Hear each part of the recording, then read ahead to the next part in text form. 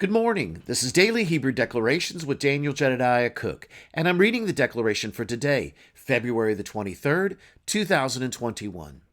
The three Hebrew letters we're honoring today are Nun, Ga, and Shin. Along with those three living letters, we're also honoring the spirit of understanding and the spirit of might. The declaration today reads this: an active participant in divine exploration, enjoying the challenge of searching out the mysteries of the depths. Searching out the mystery of God hidden in Ayin. Eber's revelation to us is God is an ascending and descending letter. Even in writing, you must spiral up, ascend to the presence of Yahweh, then spiral down, descend with a shout of Yahweh's word, the very offspark of Yahweh that we house. Today's declaration has been a little bit difficult for me today. And really because of nothing else but the enormity and the majesty and the glory of what Michelle has written here today. Think about this place of us being an active participant in divine exploration. It is the glory of God to conceal a matter and the glory of kings to search it out. Yahweh has hidden treasure in this earth that goes beyond anything that we could ever imagine. He's hidden a treasure inside of him. He's hidden a treasure inside of the cosmos. He's hidden a treasure in everything that he's created. You see, when we look at the cosmos, let's go back to Genesis 1. Barashit bara Elohim. When we look at that, the next word or the next thing that's spoken is Aleph Tav. That Aleph Tav there, many believe, and the sages believe, that when Yahweh and Elohim first created the heavens and the earth, even before he created the heavens and the earth, he spoke the living letters. He spoke the language into existence first. And it was through the living letters, it was through the language of Yahweh that then the heavens and the earth were then formed from that place. So you see, everything in creation, including us, including the cosmos, including everything that is found, comes through that living letter. So whether it be the greatest amongst of absolutely everything, you see, I may be stammering my words today. The greatest amongst everything that we could ever imagine, or the most minute, are all a part of his glory. Matter of fact, I would venture to say that the more minute things are more glorious than those things that we understand as being the most magnificent and the most glorious. Because it's the little things, as Apostle Aaron has said over and over again for years now. And one of the seven thunders talks about the little things and taking care of the little things and honoring the little things and looking at it.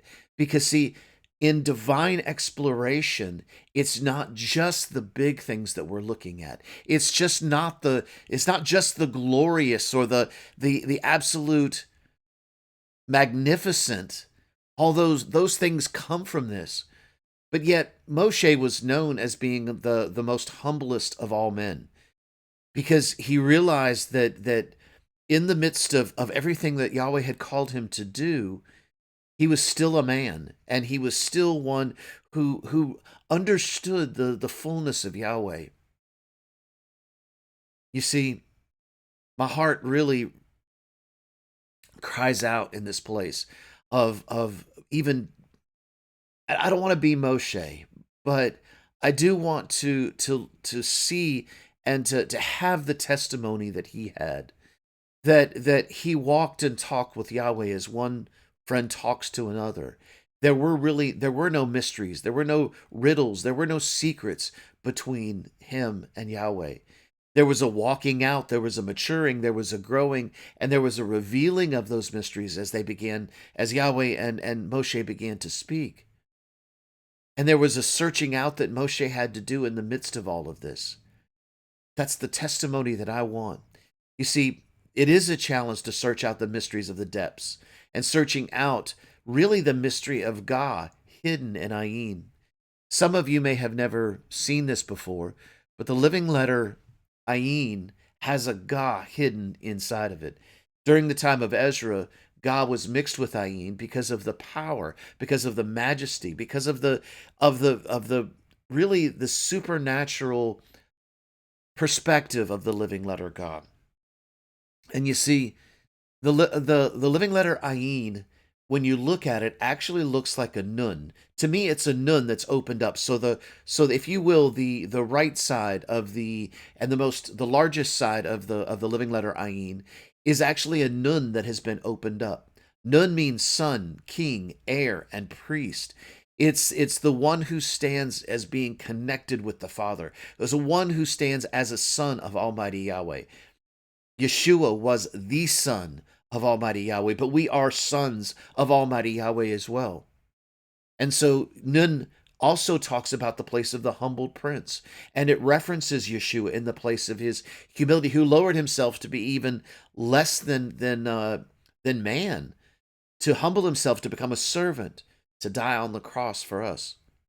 But it's the left side of the Ayin that really begins to speak, because I remember when I first started looking at the living letters, I asked the question, why is that left side of it, the part that makes the other part of the upper Y, why does it have that little juggy to it, or that little move to it, all right? And one day it finally hit me, because this was where the living letter Ga was hidden inside of Ayin. You see, it's out of our bellies will flow rivers of living water. And really, I began to see that it was out of the bellies of sons, as the word of Yahweh begins to take root and grow inside of us, that there is a spiraling creation that begins out of this place of being sons.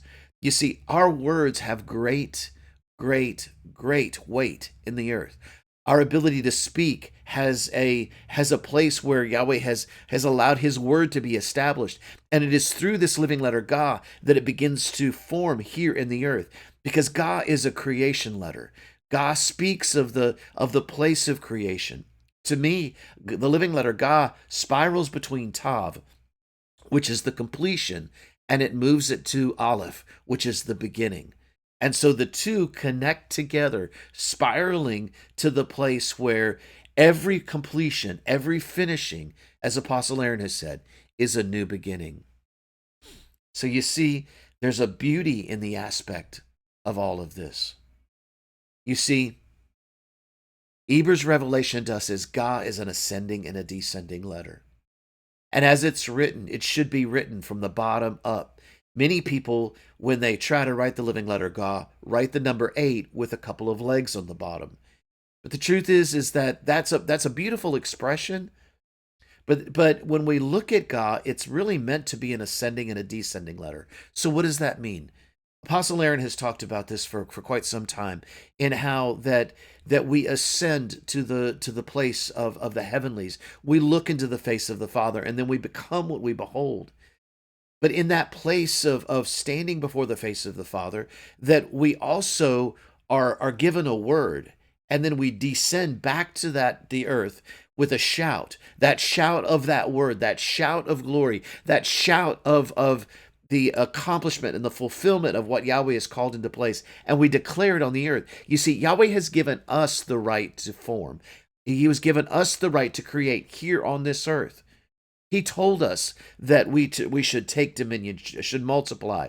And the scripture goes out, and throughout all of scripture, it tells how our words and our mouth has the ability to speak, declare, and to create. So even in writing, you must spiral up to ascend to the presence of Yahweh, and then spiral down. So it should look like this in that case. You see, in this place, Yahweh has given us the very Yah spark of Yahweh, the All spark that we house.